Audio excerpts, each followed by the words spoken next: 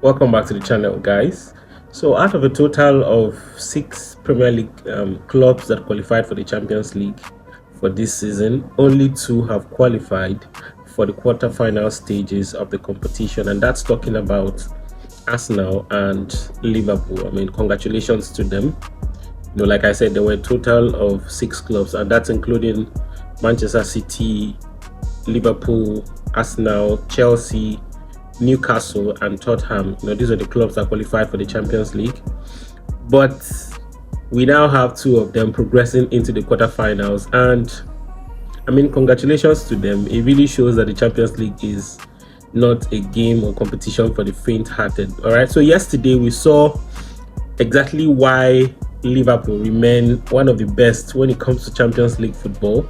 They actually beat Galatasaray by 4-1 in that very crucial encounter yesterday. I mean, the first leg of the round of 16 clash between the 2 clubs ended 1-1. I think I was one of the persons that became afraid for Liverpool after that game. Particularly because Galatasaray had the likes of Victor Osimhen in the club, and of course how much of a problem he can really be. But sadly for them, he didn't play the entire number of minutes yesterday because I think he got injured at some point and then he had to leave. But overall, I think Liverpool really dominated that game. They really dominated. At some point, I come the pity for Galatasaray.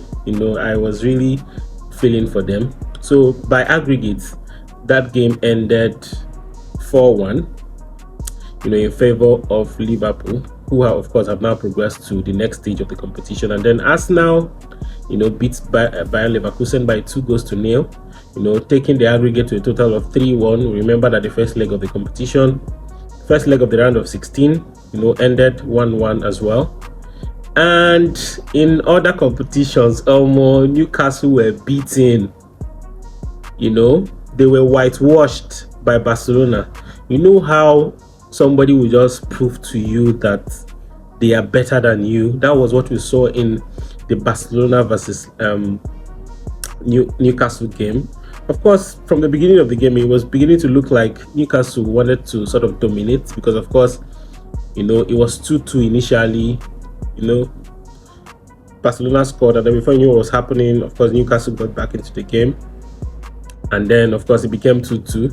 It was a really tough match. I mean, as a matter of fact, that was one of the toughest matches of the round of 16 fixtures. But, I mean, it's Champions League, and usually the best team would win, of course. So, it was a very sad day for Newcastle. And that game ended 8-3. The game for yesterday ended 7-2. Barcelona scored 7, and then Newcastle only got 2 goals. But by aggregate, it ended 8-3. Sadly for Newcastle, they should just come back and try to focus on the Premier League and see if they'll qualify for next year, which I really doubt. And then of course, Tottenham also got kicked out of the game, even though they won Atletico Madrid by 3-2 yesterday.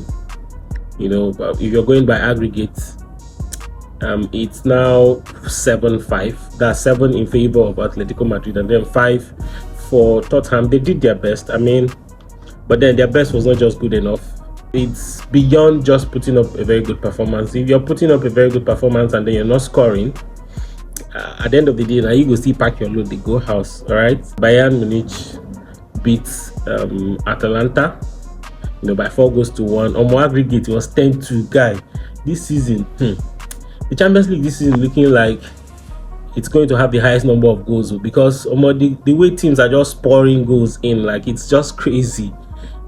Yeah, of course, we all recall how PSG really dealt with Chelsea, and then Real Madrid dealt with Man City in the previous games and all of that. So currently we have a total of 8 clubs who have been able to progress to the quarterfinals of the competition, and that's talking about Real Madrid, Bayern Munich, Sporting, Arsenal, Barcelona, Atletico Madrid, and then PSG and Liverpool.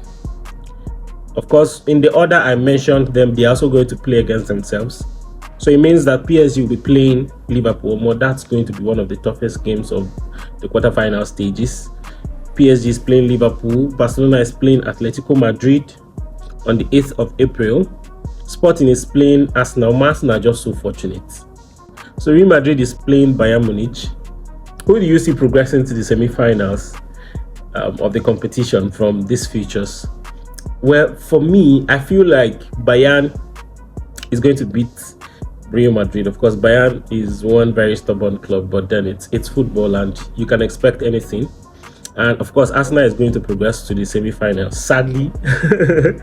And then, yeah, Barcelona is going to beat Atletico because Atletico is not really strong. Yeah, so Barcelona is going to progress to, the semi-finals of the competition. And then one very strong one is going to be the Liverpool versus PSG clash.